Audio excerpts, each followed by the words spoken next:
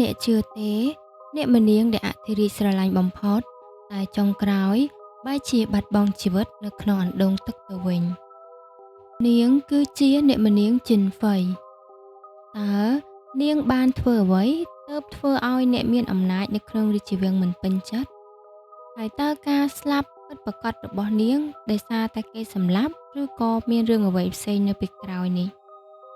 នៅក្នុងវីដេអូនេះយើងនឹងត្រឡប់ទៅមើលពីជីវិតរបស់នាងនៅក្នុងរាជវាំងអ្នកម្នាងជីនហ្វៃមានឈ្មោះដើមថាតារ៉ានាងកើតនៅក្នុងគ្រួសារមន្ត្រីជនជាតិម៉ាន់ជូដែលបម្រើរាជវង្សឈីងទោះបីជាគ្រួសាររបស់នាងមានឋានៈក៏ដោយក៏ជីវិតរបស់នាងនៅតែជាក្មេងមិនមានអ្វីខុសប្លែកពីក្មេងស្រីដទៃទៀតឡើយនៅឆ្នាំ1889នាងហើយនឹងបងស្រីរបស់នាងត្រូវបានជ្រើសរើសឲ្យចូលទៅក្នុងរាជវាំងដើម្បីចូលរួមការជ្រើសរើសធ្វើជាស្រីស្នំរបស់ព្រះអធិរាជហ្វាងស៊ូបន្ទាប់ពីការជ្រើសរើសនាងក៏ទទួលបានឋានៈជាអ្នកម្នាងខណៈដែលបងស្រីរបស់នាងក៏ទទួលបានឋានៈជាអ្នកម្នាងផងដែរប៉ុន្តែចំពោះអ្នកម្នាងជីនវិញគឺគាត់ខុសពីស្ត្រីជាច្រើននៅក្នុងរាជវាំងអ្នកម្នាងជីនហ្វៃហ្នឹងណានាងគឺជាមនុស្សដែលក្លាហាននិយាយត្រង់ហើយចូលចិត្តស្វែងយល់អំពីពិភពលោកខាងក្រៅមានកំណត់ត្រាប្រវត្តិសាស្ត្រមួយចំនួនបានបង្ហាញថានាងចូលចិត្តថតរូបនិងគាំទ្រការទទួលយកគំនិតថ្មីដែលជារឿងមិនសូវធម្មតាសម្រាប់រាជវាំងនៅសម័យនោះបុគ្គលិកលក្ខណៈបែបនេះបានធ្វើឲ្យអធិរាជបានចាប់អារម្មណ៍ជាមួយនាងយ៉ាងខ្លាំងហើយនឹងយកចិត្តទុកដាក់ចំពោះនាងខុសពីស្រីដទៃប៉ុន្តែនៅក្នុងរាជវាំងការទទួលបានការពេញចិត្តពីព្រះអធិរាជមិនមែនជារឿងល្អនោះទេនៅពេលព្រះចៅអធិរាជខ្វាងស៊ូកាន់តែជិតស្និទ្ធជាមួយនឹងអ្នកម្នាងជីនហ្វៃអ្នកដែលមិនសប្បាយចិត្តបំផុតនោះគឺជាព្រះនាងស៊ីស៊ីព្រះនាងស៊ីស៊ីនឹងគឺជាមីងរបស់អធិរាជនៅសម័យនោះណាអ្នកនរគ្នាទោះបីជាអធិរាជជាអ្នកគ្រប់គ្រងអាណាចក្រក៏ដោយក៏ប៉ុន្តែអំណាចពិតប្រាកដភាគច្រើនគឺស្ថិតនៅក្នុងដៃព្រះនាងស៊ីស៊ីអញ្ចឹងអធិរាជនឹងមានតែឈ្មោះទេអំណាចពិតប្រាកដគឺស្ថិតនៅក្នុងមីងរបស់គាត់ទេ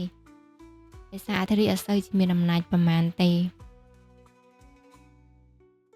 នៅពេលនោះប្រទេសចិនកំពុងតែជួបនូវវិបត្តិយ៉ាងខ្លាំង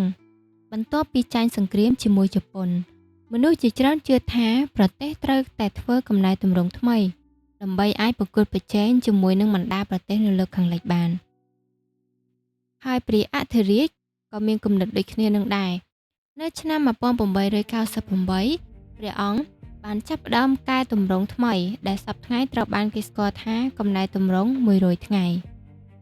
មានកំណត់ត្រាប្រវត្តិសាស្ត្រមួយចំនួនបង្ហាញថាអ្នកម្នាងចិនក៏គាំទ្រគំនិតកែតម្រង់របស់ព្រះចៅអធិរាជនឹងដែរការកែតម្រង់បានបង្កឲ្យមានការប្រឆាំងយ៉ាងខ្លាំងពីពួកក្រុមអភិរក្សនិយមមិនយូរប៉ុន្មានព្រះនាងស៊ីស៊ីក៏បានដណ្ដើមអំណាចនឹងត្រឡប់មកវិញហើយក៏ដាក់ព្រះចៅអធិរាជខ្វាងស៊ូនៅស្ថិតក្រោមការឃុំឃាំងនៅក្នុងរាជវាំងចំណែកឯអ្នកម្នាងជីនហ្វៃក៏មិនអាចគេចផុតពីផលប៉ះពាល់នឹងដែរនាងក៏ត្រូវបានដាក់ទណ្ឌកម្មហើយនឹងបំបិទសិទ្ធិសេរីភាពនៅក្នុងរាជវាំងផងដែរប៉ុន្តែអ្វីដែលនាងមិនធ្លាប់គិតនោះគឺគ្រោះថ្នាក់ធំបំផុតកំពុងតែខិតជិតមកដល់មិនយូរប៉ុន្មានការបោះបោរដ៏ធំមួយក៏ផ្ទុះឡើងហើយការសម្រេចចិត្តមួយនៅពេលនោះគឺច្បោកច្បល់មែនទែនឆ្នាំ1900ប្រទេសចិនបានធ្លាក់ចូលក្នុងភាពចលាចលដោយសារតែការបះបោររបស់ពួកក្រុមបុកកឺ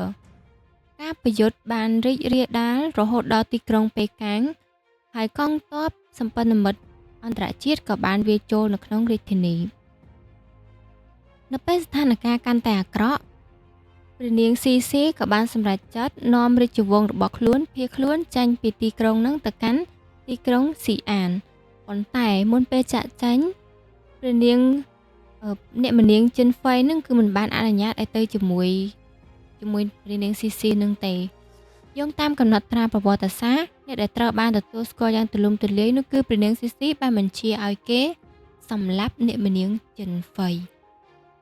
ដោយសារដែលបារម្ភថានាងនឹងអាចធ្លាក់ចូលទៅក្នុងដៃរបស់កងទ័ពបរទេសនាំឲ្យរាជវង្សនឹងរងការអាម៉ាស់ក្រោយមកសាកសពរបស់នាងក៏ត្រូវបានគេរកឃើញនៅក្នុងអណ្ដូងទឹកមួយនៅក្នុងរាជវាំងនៅពេលនោះនាងមានអាយុត្រឹមតែ24ឆ្នាំតែប៉ុណ្ណោះនៅក្មេងសោះស្លាប់ទាំងក្មេងទោះជាយ៉ាងណាអ្នកប្រវត្តិសាស្ត្រមួយចំនួនបានលើកឡើងថាព័ត៌មានលម្អិតអំពីការស្លាប់របស់នាងនៅតែមិនច្បាស់លាស់មានការបកស្រាយផ្សេងៗគ្នាអំពីរបៀបដែលនាងបានស្លាប់ហើយនិងការអនុវត្តបទបញ្ជានោះប៉ុន្តែភាគច្រើនយល់ថានាងបានស្លាប់អំឡុងពេលដែលព្រះយុវរាជវង្សកំពុងភៀសខ្លួនចេញពីទីក្រុងប៉េកាំងការស្លាប់របស់អ្នកនាងចិនហ្វៃមិនបានបញ្ចប់រឿងរបស់នាងប៉ុណ្ណឹងទេផ្ទុយទៅវិញវាបានក្លាយជាចំណុចចាប់ផ្ដើមនៃសំណួរជាច្រើនដែលមនុស្សនៅតែសួររហូតមកដល់សព្វថ្ងៃនាងត្រូវបានមើលឃើញថាជាស្ត្រីដែលមានបុគ្គលិកលក្ខណៈខុសពីអ្នកដទៃក្នុងរាជវាំងខ្លះនិយាយថានាងមានភាពក្លាហាននិងមានគំនិតថ្មីខ្លះទៀតនិយាយថា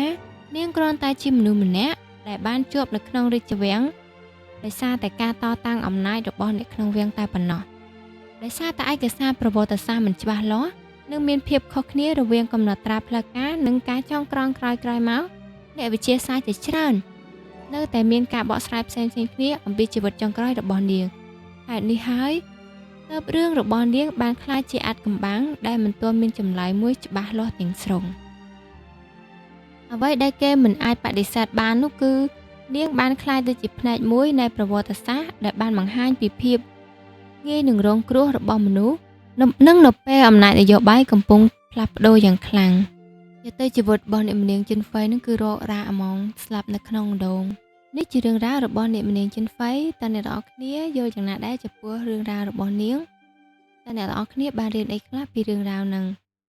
សង្ឃឹមថាវីដេអូនេះនឹងជួយជាចំណេះដឹងដល់អ្នកនរគ្នាហើយចំពោះវីដេអូក្រោយយើងនឹងនិយាយអំពីព្រះនាងស៊ីស៊ីវិញម្ដងអញ្ចឹងកុំភ្លេចទស្សនានៅវីដេអូក្រោយណាជួបគ្នានៅវីដេអូក្រោយបាយបាយ